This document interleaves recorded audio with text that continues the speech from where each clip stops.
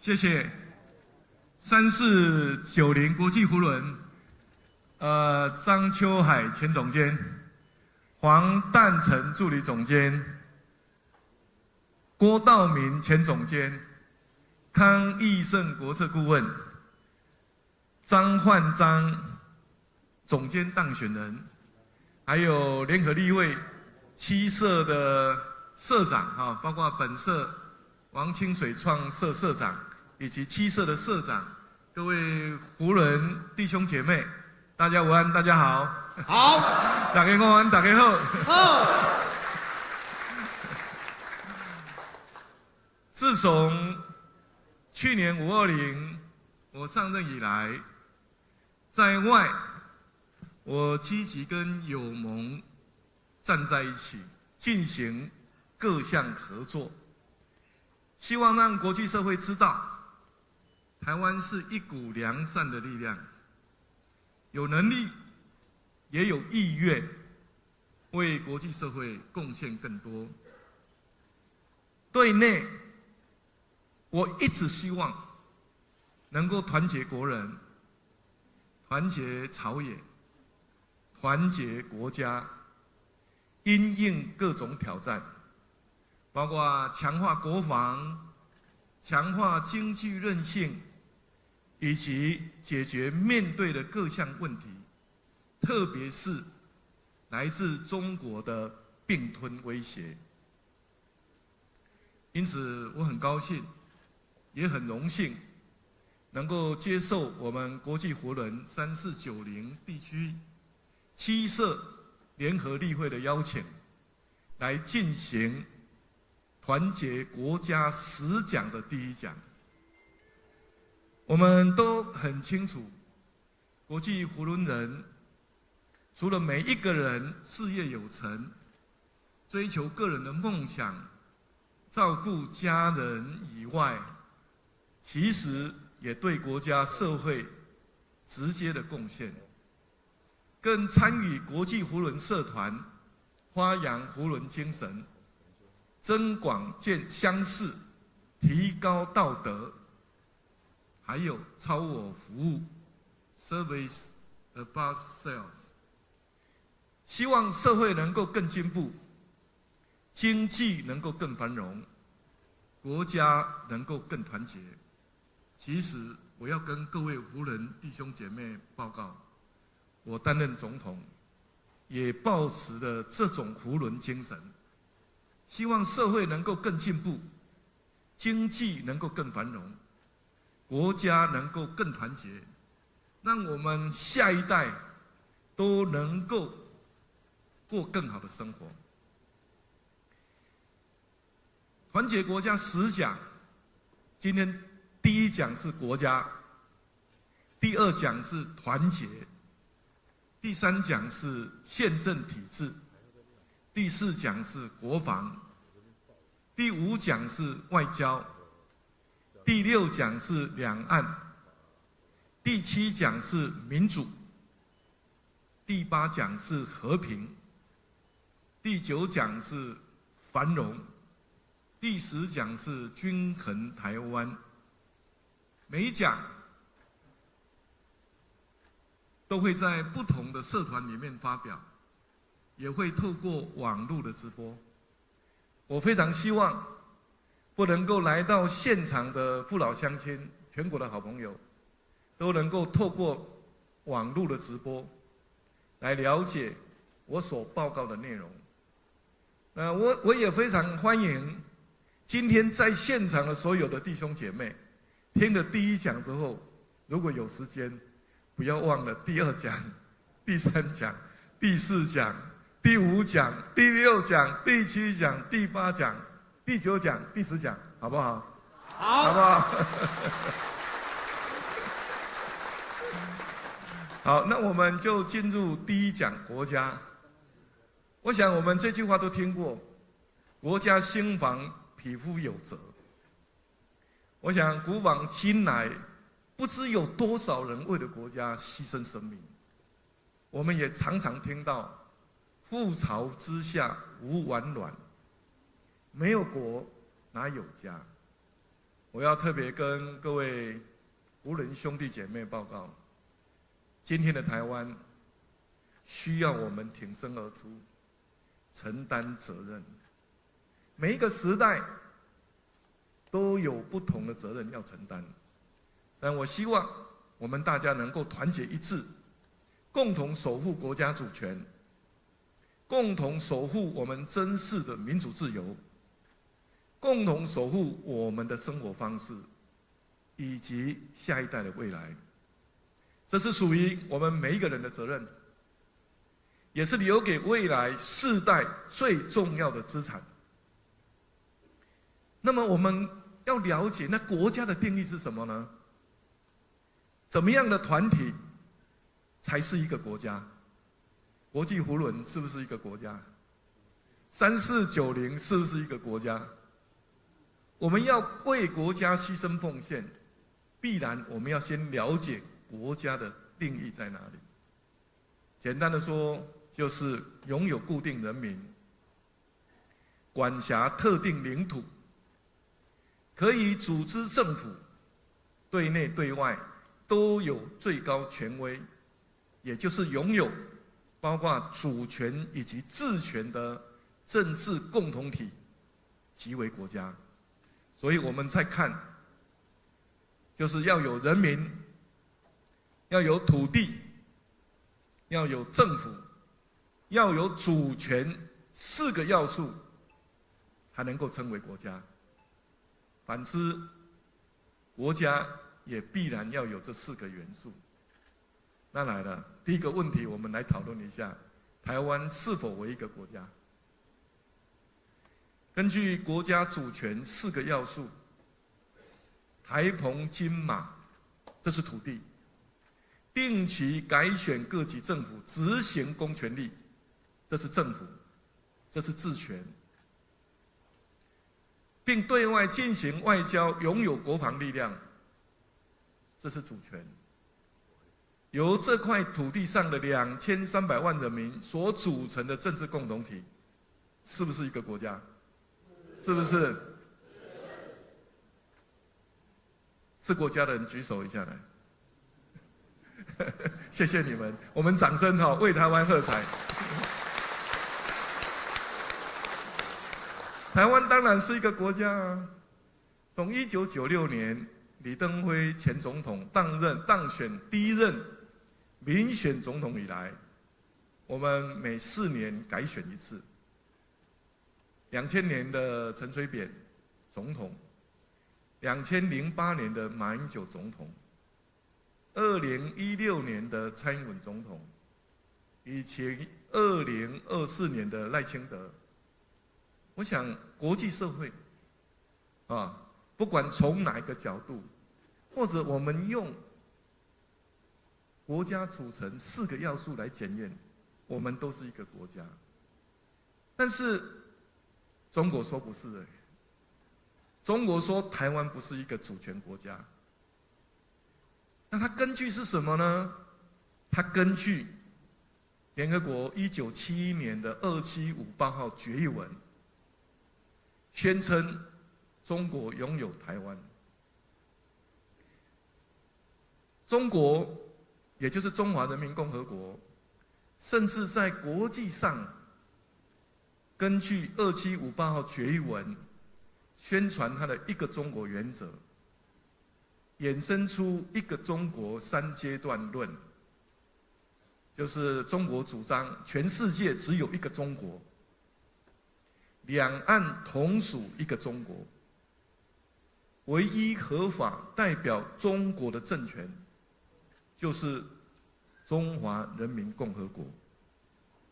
所以中华人民共和国在国际上宣称，根据2758号决议文，没有2个中国，也没有一中一台，他有这样的主张。所以他多次在国际上宣称，台湾不是一个主权独立的国家。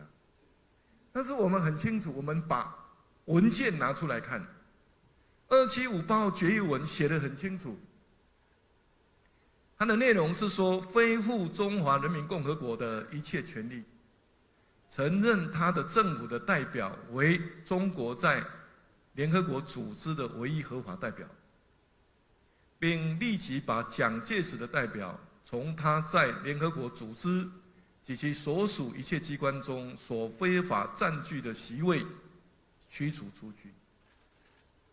换句话说，2758号决议仅处理联合国席次代表问题，并没有牵涉台湾，大家说对不对？对。而且我们说嘛，国家的组成是4个元素，就是人民、土地、政府、主权，有没有包括可不可以参加联合国的会员？没有。所以中国是不可以根据联合国2758号决议文声称中国拥有台湾，声称台湾不是一个主权独立的国家，他这种说法是大错特错。国际社会也不承认中国对台湾主权的主张哦，国际社会也不同意哦。中方宣称2758号决议让其拥有台湾主权，这个是完全错误，且不受国际承认的。美国国务院今年已经清楚说明，中国扭曲2758号决议。2758号决议并未议决台湾主权，这是美国国务院现在川普总统的政府的国务院他们的主张。然后不是只有美国国务院这样主张哦，美国众议院甚至通过法案，还有欧洲议会、澳洲、荷兰、比利时、加拿大、英国及捷克各国国会，未来还会有更多。还有对中政策国会议会联盟等组织啊，就是世界各国对中政策跨国议会联盟也同样这样认为，也都通过决议，都声明2758号决议无涉台湾主权问题。可是中国又说了，台湾不是主权独立的国家，因为台湾自古以来就是中国不可分割的一部分。大家有没有听过这样的主张？中国有没有这样讲过？有嘛哈？可是它到底是不是呢？啊，它到底是不是哈？我从历史来跟大家说明一下。台湾自古以来就有独立的生态系哦。台湾不是荒烟蔓草、无人居住。早在信史时代以前，就是有文字以前，台湾就有独立的生态系。我拿我们左镇的资料来跟大家说明。台南左镇有一个石化园区，早期有一位陈春木老先生，他在当地的一条溪叫菜寮溪，捡拾到化石。后来经过日本的考古学家证实，这个是犀牛。这位日本的考古学家叫早坂，所以他把它称为这个犀牛称为早坂犀牛。还有看到长毛象，就是猛犸象的化石，还有四不像鹿，还有金丝猴等化石，距离今天80到40万年前。大家想不到吧？台湾早期竟然有金丝猴，有长毛象，哦，有早坂犀牛，这是以前的台湾呢。另外哦，不只是有动物而已哦，还有左镇人周鼎哦，这是郭德龄，也是当地的人，叫郭德龄、郭东辉父子，在菜寮溪发现的左镇人头盖化石。头盖骨的化石，当时送去日本检验，距离今天3万年前。后来马英九前总统时代，又重新检查一次，说是3000年，不过就是3000到3万年间呢。那因为这个是非常珍贵的。我在当台南市长的时候啊，我有一个政见叫打造台南为台湾的文化首都。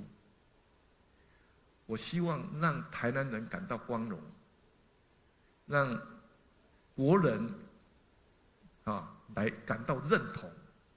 所以呢，我就把这个化石馆呢，我重新打造为石化园区，我开国际标，弄得很漂亮哦。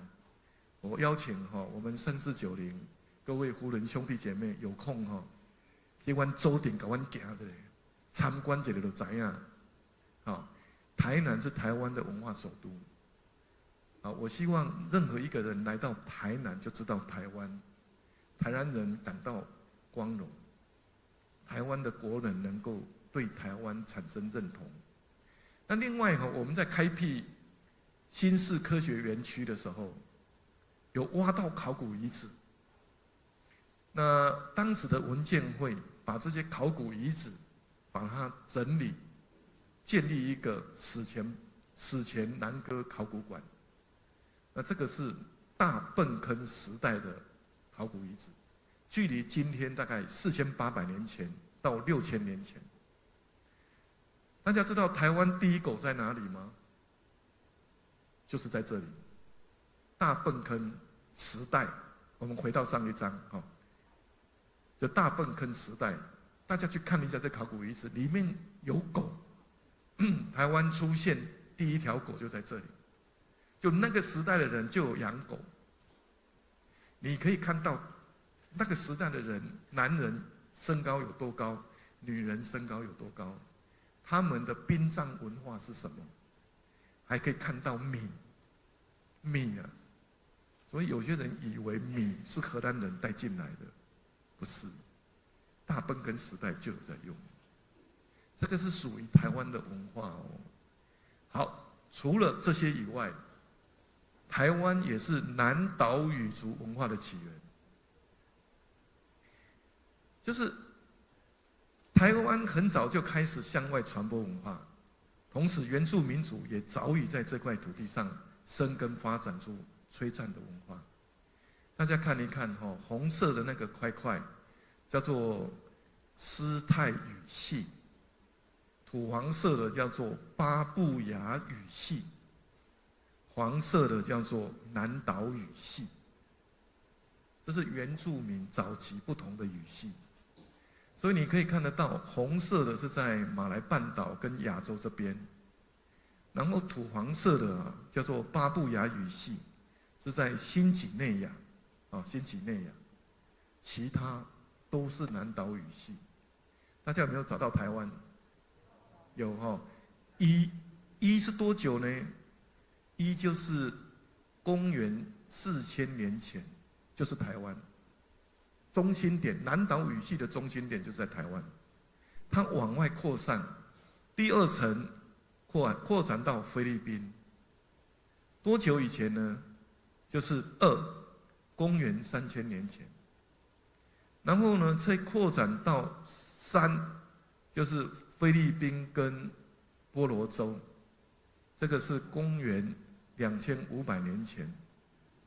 然后呢，扩展到4。就是马达加斯加，是距离今天公元1200年前。另外第5扩充到关岛、夏威夷、密克罗尼西亚，这个是公元200年前。第6呢，到复活岛，就是公元后300到400年。第7到纽西兰，公元800年。你看，台湾的原住民是这样的传播出去的。所以我们台湾的原住民，他们不了解，以为台湾的原住民是来自中国大陆，甚至原民委员、原住民选出来的立委，还跑到中国去参加中国的原住民活动。其实台湾的原住民是南岛语系，是很多国家的发源地。我们再回到上一章，大家看到右上角的夏威夷，前不久，我出国去访问，去马绍尔群岛，去土瓦鲁，还有去帛琉，经过夏威夷。大家知道我飞机搭多久吗？搭13个小时，搭13个小时，我实在很难想象哎，那么久以前的原住民，他到底是怎么样来到夏威夷的？这是很难想象，他们那时候的这个毅力啊，跟那个情况实在是很令人钦佩。好，那我跟大家讲一下，马绍尔群岛从飞机上看下来就是这样，那一条线就是岛屿，它们像一串珍珠了，在太平洋上面，宽没有很宽呐，但是就像串成一串珍珠一样。因为这张照片拍得不够漂亮，不够清楚，其实那个都是绿色的树林，就是个岛屿这样。好，那我们再看下一个，土瓦鲁。也是一样，不是只有这一块，它也是一样，就是一个环形的，就像一个项链一样，很漂亮，很漂亮。那他们都是我们的邦交国。那这个是帛琉，这是帛琉，这个都是我们邦交国，通通都是南岛语族啊。那我们的原住民的族委我们的原住民族委陪着我们一起去。他到土瓦鲁的时候，他就说：“哎，这个就是我们族的人啊。”他来自屏东了啊，我们的族委来自屏东，他说就是我们族的人啊。潘孟安不是的，潘孟安不是的。好，我们再下一个好，这是跟大家介绍，到目前为止就是台湾本身就有在信史时代以前就有文化。有动物有人，而且是跟中国是没有关系的。然后再来就是进入大航海时代的建筑。1624年，荷兰人登上台南，东印度公司建了热兰遮城，就是安平古堡，还有普罗民遮城，就是赤坎楼。荷兰人来台后呢，教导当时台南的原住民，特别是新港社的西拉雅族，使用罗马字拼音写母语。他们有母语，但是用罗马字写母语。这种文字后来主要应用在契约文书上，被称为新港文书。这个在历史上是很出名、很有价值的。那这个也是目前知道台湾原住民最早使用的文字，有新港文书。那1626年，西班牙人也登上台湾北部，建圣萨尔瓦多城与圣多明哥城，就是今天的红毛城。我要跟各位报告，我们讲到这里之前，跟中国都没有任何从属关系，通通都没有。所以中国说台湾自古就是中国不可分割的一部分，历史清清楚楚告诉我们，中国所讲的不是事实。大家认同吗？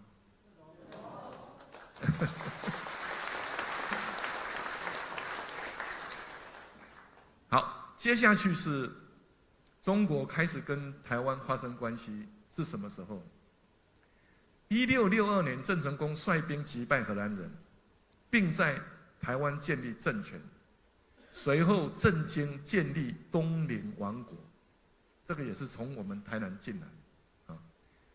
那东宁政权被英国人称为台湾王国，直到1683年，施琅击败郑克爽，台湾才被中国王朝开始统治。然而，清朝时期、清领时期200多年间，1875年设立台湾虎南路虎明理藩同知，这名字长哈。统治东部地区啦，跟他当波鸟，不是专台湾呢。这个名字这么长，我们再念一遍哈。台湾府南路府民理藩同知，跟他当波娘啦。后来1887年才设省，但也不是台湾全部，而且时间只有8年，就因为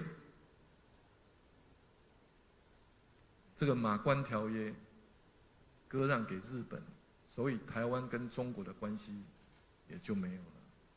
1895年马关条约第2条，清帝国明确割让台澎给日本，所以过去关系就无深了。如讲有任何关系，也在马关条约之后，中国政权跟台湾主权就没有关系了。大家说对不对？对不对？好。但是当清帝国把台澎割让给日本的时候，台湾人守护台湾的意志是令人非常钦佩的哦。我们的祖先是非常勇敢的啊！清朝官员曾经设置台湾民主国了，当时的大总统叫唐景崧，啊，就是清帝国把台湾割让给日本，当时的官员在台湾的官员唐景崧建立台湾民主国，他自任大总统，但是2礼拜了，啊，他们就回中国大陆了，那台湾人就留下来奋战。那台湾人民为了保乡卫国，能持续抵抗，在1895年，日本的这个军队来到台湾的时候，在台南发生的骁龙事件，在听我的台南人不？现场有没有来自？哦，我那个理事长哈，在家里，骁龙事件发生在家里，大湾头事件在关田，就是许天才市长的家乡。铁线桥事件在新营，科寮事件在北门，德高山事件在学甲。参与者都是以德高道菜刀的精神持续对抗入侵者。你看，那时没有政府哦，没有军队哦，台湾人德高道菜刀都干那就对了。所以台湾人从很久以前就有反侵略、护台湾的意志哦。那我这样讲，也许你们没有什么感觉了哈。我来用目前总统府国安会咨询委员黄崇彦几个月前的一篇脸书啦。那这篇脸书在写什么呢？刚好在写骁龙事件发生在家里的家里的骁龙事件，他的高祖父就参与了那一场事件。他的脸书是这样写，他说：“我的曾祖父姓杨，单名一个聂字，取名一个聂的曾祖母，一辈子没见过自己的爸爸。那一年就在他快出生前没多久，他的父亲就是黄之伟的高祖父就过世了，来不及看到女儿出世，就快当爸爸的高祖父，并非因为病故，而是死于那个时代。因为1895年10月的某一天呢，住在家里一带的高祖父，跟着庄里头的男丁们，带着长刀、火枪，那些所有可以被充作武器的，揪了团出来抵抗。不久前才从嘉义，应该是现在的嘉义布袋上岸来接收台湾的日本军团。尽管面对的是1年前刚打破世界眼镜，打败亚洲第一大国中国的日军，高祖父和他的这群德高道菜刀的伙伴，还是在某一些袭击日军推进的行动里有所斩获。不过可以想见的是，这也随即遭到增援而来的日军报复。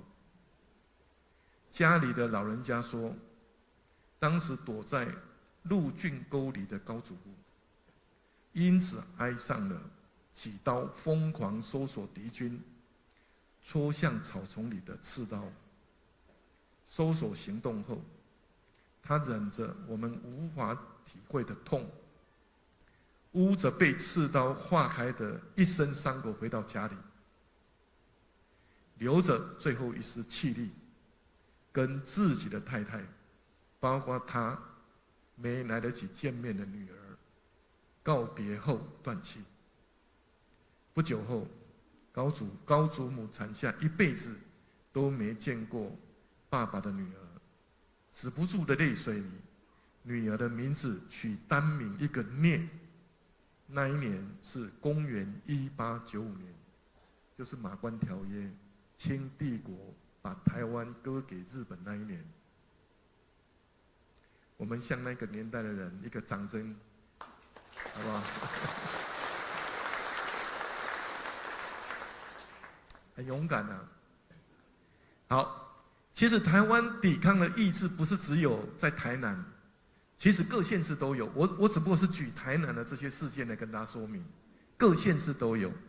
那也不是只有在1895年哦，大家看看，即使在日本统治20年后，1915年，台湾人仍然奋起抵抗。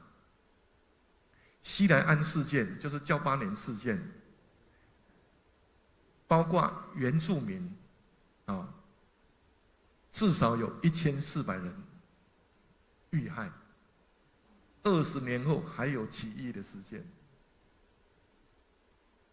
这个原住民族是大武龙族，跟一般的民众。然后1930年日本已经统治35年哦，还有发生雾社事件，啊，原住民赛德克族奋起反抗的雾社事件，这些都证实了台湾不分族群、不分先来后到，持续反抗压迫与侵略的精神。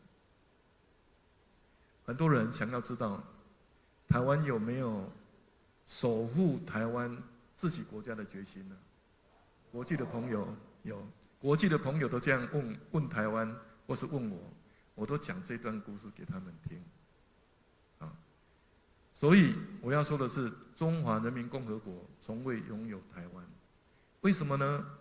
因为在日本投降后的1951年，日本在旧金山合约第2条第2款明白写着，日本政府放弃对台湾、澎湖等岛屿一切权利、名义与要求，啊，都已经全部放弃了。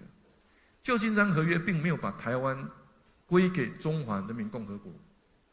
那时候中共建国不到2年，中华人民共和国从未统治过台湾任何一天，大家接受吗？我这样说法接受吗？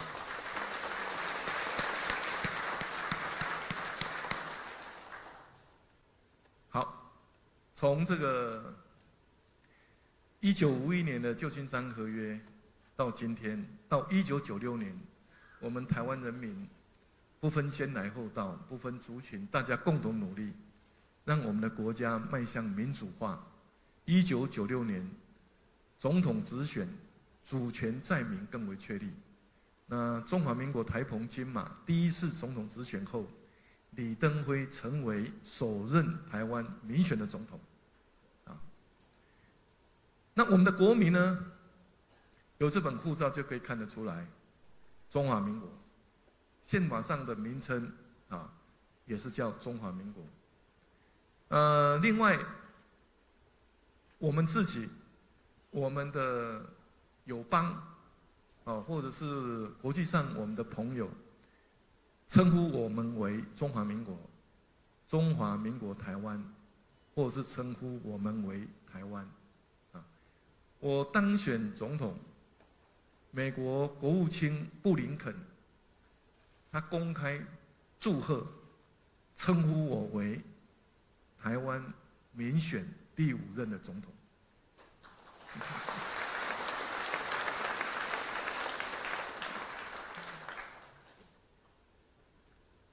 中华民国、中华民国台湾、台湾都是我们的名字啦，都是我们国家的名字啦，都一样响亮啦，对不对？对。哦。无论用哪一个民族称呼我们，我们都是独立自主的国家啦，对不对？对啊。因为我再讲一遍，国家的组成4要素没有包括名字啊，对不对？人民、土地、政府、主权嘛，没有包括名字啊，也没有包括你有没有参加联合国啊，也没有规定你要有多少个邦交国，你才是主权独立的国家啊，对吧？啊，所以主要的是，我们是一个主权独立的国家。好，那接下来的话呢，就是说，那我们国家的主权属于谁？属于谁？人民啊，属于人民啊。是2300万人还是13亿人、14亿人？2300万人啊，因为我们的主权跟治权就是台澎金嘛。那现在的宪法有写哦，中华民国宪法有写，中华民国宪法第2条，中华民国之主权属于国民全体。那谁是国民全体呢？第3条有写，具有中华民国国籍者为中华民国国民，所以你要有中华民国国籍啊。换一句话讲，你要有中华民国的身份证或者是护照，你才能够称为中华民国国民，也才能够拥有国家的主权。大家说对不对？没有错嘛，就是那目前拥有中华民国国籍者是哪一些地方的人？就台澎金马，总共大约有多少人？就2300万人啊，这个很清楚吧？我这样讲，大家应该都很清楚嘛。好，所以另外就是说，你不管什么时候做民调哦，维护国家主权是绝大多数国人的共同立场，不管他支持哪一个党啊，不管他是什么族群，不管他年纪，不管他住在哪里，每一次的民调大概是这样，差不多85%的民众主张。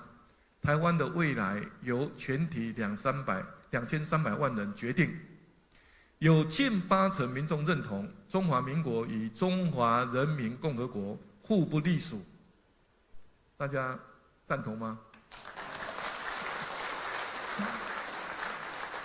台湾的未来由全体2300万人决定，大家赞成吗？扣啊声，较大声者。中华民国与中华人民共和国互不隶属，大家赞成吗？赞成。好，那我们的国家到底是现在已经到什么样的一个程度了？我们要了解一下。我跟大家报告，哇，我们值得骄傲，真的值得骄傲。我们是世界第21大经济体，啊。我们民主指数全球排名第12，亚洲第1；世界竞争力指数全球第6，去年第8，我们又进到第6。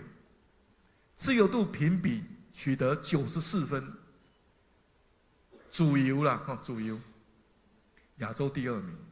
特别是我们的宗教自由度是100分呐。有的国家为了宗教无同款拍到安尼老血老地，咱台湾100%宗教自由，大家互相尊重。世界新闻自由指数亚洲第1名，新闻会当要报啥就报啥，这是新闻自由啊。好，各国安全指数世界第4，亚洲第1。人类自由指数亚洲第1，经济自由度全球第4名。我们为台湾喝彩一下好吗？这咱的国家呢，不是干那安尼尔哦，你看一下经济，经济最要紧啦你看 IC 设计跟封测，全球市占排名第2，封装测试全球第1，晶圆代工这第1的，这大家拢知啦。7奈米以下市占全球74%，3奈米以下90%以上。笔电啊，笔记型电脑7成呢来自台湾，超过5成的电脑桌上型电脑，来自台湾。生成式 AI 啦，这块想请的生成式 AI， 伺服器啊，9成来自台湾呐，一般的伺服器83%来自台湾。高阶自行车，台湾厂商制造占全球55%。台湾扣件产业啊，就螺丝啦、螺帽啦、钢钉啦，外销比例超过90%，是全球第3大扣件出口国。另外，手工锯机啊、起子啦、螺丝啦、板子啦、定枪等等，全球第3大手工锯机出口国。大型游艇，台湾订单名列全球第5，萨克斯风占全球2成。安尼台湾有搞无？有搞无？台湾足搞啊！所以中国安尼，难怪他一定要并吞台湾啊。对不？好啊，我们台湾当前的卫战威胁，我们一定要了解啊。中国的威胁除了文攻武吓，文攻武吓的部分哦，我以后再来讲啊。国防那一章的时候再来讲，那一讲的时候再来讲啊，请继续听下去哈。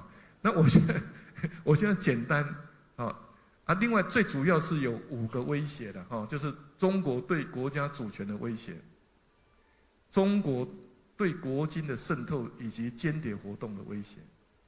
第3，中国混淆国人对国家认同之威胁。我今天的报告就是要厘清国家认同，啊，避免中国持续混淆国人对国家认同的威胁。第4个是中国借两岸交流对台湾社会统战渗透的威胁。第5，中国借联合融合发展吸引台商台青之威胁。啊，你看他借融合发展，要来吸引台商台青的威胁。我常常看到哦，就是说他老是在提说什么欢迎台湾人年轻人去中国创业。去那边就业，大家都知道嘛。中国年轻人的失业率曾经报过20几%，后来就不再报了。为什么？越来越严重。所以咱台湾人有一句俗语嘛，家己派金刀翁啊，搁你想要替人看风水，对不？家己派黄金啊，搁想要替人看风水。他自己的问题那么大，所以我们台湾的年轻人、台湾的民众要清楚，台湾这么好，民主社会、自由的国家，提供每一个人创业发展的机会。7大工业国，7大工业国领袖都发表公开发表台海和平稳定对国际安全及繁荣不可或缺。同时也强调反对任何单方面透过武力或胁迫改变台海的现状。换句话说，中国的威胁固然是台湾的问题，也是国际社会关注的问题。因为台湾的安全跟台海的和平稳定牵涉到世界安全跟繁荣，所以大家都非常关注。但是我是简单的就是这个我们每一天都有。我们国防部军文社每天都会发布，如果有兴趣，大家每天都可以看。共军基建都持续扰台，让时无让进了，让时无让进了，咱要勇敢面对。为了要保卫台湾，守护民主、保护人民、维护经济发展的成果，我特别召开国安高层会议，定位中国为境外敌对势力。并提出17项因应策略，希望国人团结合作，